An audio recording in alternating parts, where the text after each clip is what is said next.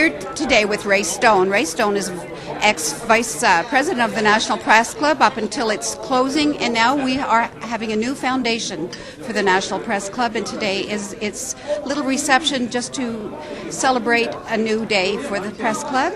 And I would like him to tell us a little bit what he thinks of the changes and what he thinks of what the foundation will bring and what will attract new members and get this up and running like the old Press Club. Well, that's one of the things we're trying to do, is to attract people who have these various functions that would be a perfect venue would be the National Press Club Foundation, because we want to carry on the National Press Club tradition of having things like the International Cartoon Award, which was a very prestigious award. I was one of the judges on that for many years, and it was highly regarded internationally, and we provided a venue for people who normally wouldn't have a place to have their very politically incorrect, sometimes, cartoons in their own countries. They couldn't really show them in their own countries, and they would send them to us, and we would give them a kind of a window on the world. Well, the whole stage of the Press Club has changed over the years, of course, being that the newspapers moved out of town, they went to the burbs, the house doesn't sit in the evenings like it used to, the journalists don't get together quite the same, so there has to be ways to attract new blood and new interest, and I understand this is a way to actually generate funding for some foundation for education, for journalists. Is that right? Yes. One of the reasons we had a problem with the club was because it was just, as you said, the whole attitude of journalists changed. They used to be at the bar right after work and drinking, and that was their only way to make contact. That was the only way they could make contact with their contacts in the political arena or wherever.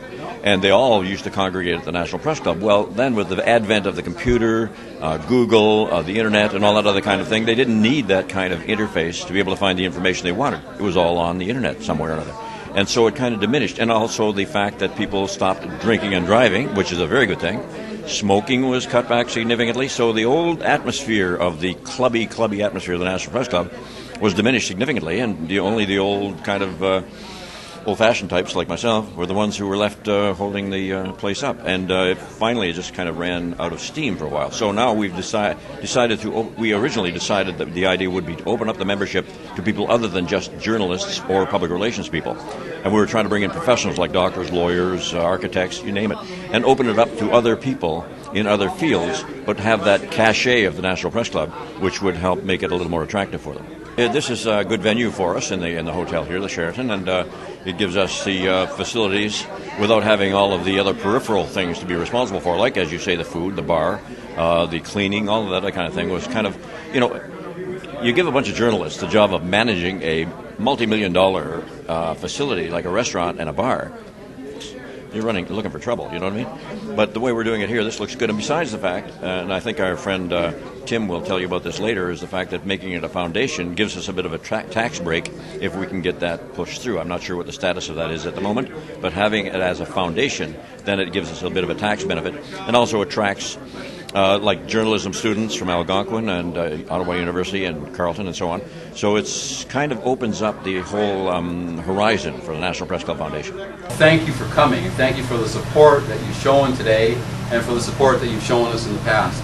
And I'm hopeful that we'll continue to earn that support in the future as we move forward with what's a pretty ambitious agenda. We're also planning to do a Student Media Awards program, and Alan Cutler, who was on the past board of directors, has taken up the challenge of organizing that.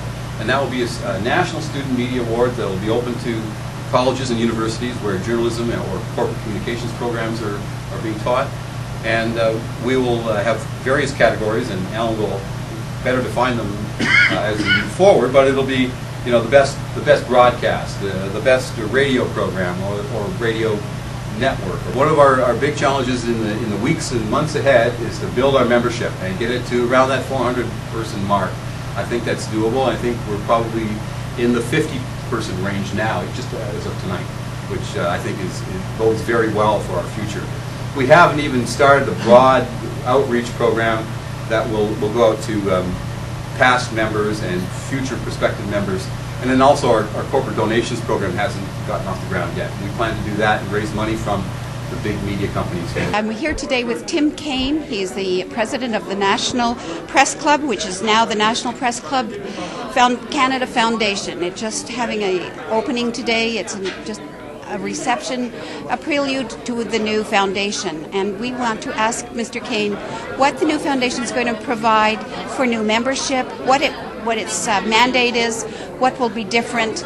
And this is a whole new venue, I understand. Our raison d'etre really is ultimately excellence in journalism, in Canadian journalism, and that's what we know we have a great standard in Canada now, and we hope to improve that. And we're going to do that by recognizing excellence, and we're going to continue with the Charles Lynch Awards annually.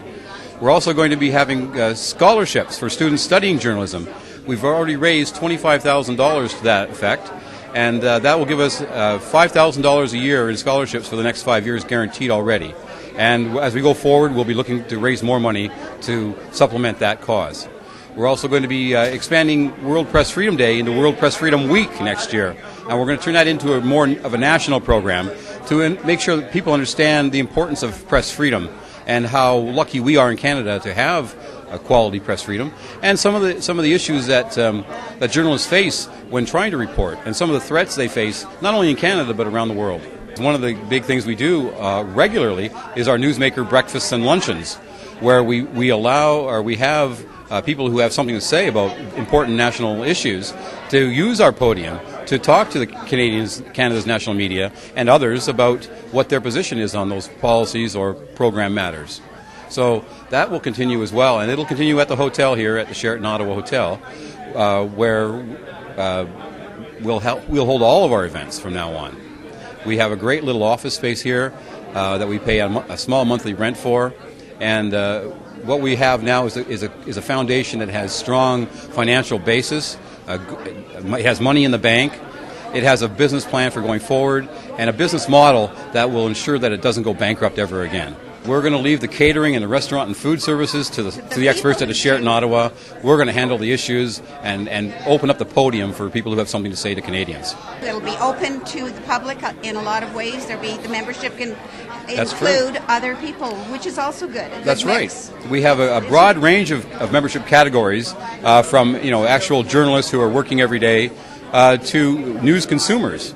We have educators, who is a category for us. Government is a category for us. So we're really opening up the membership to a broader range of people and individuals, yes.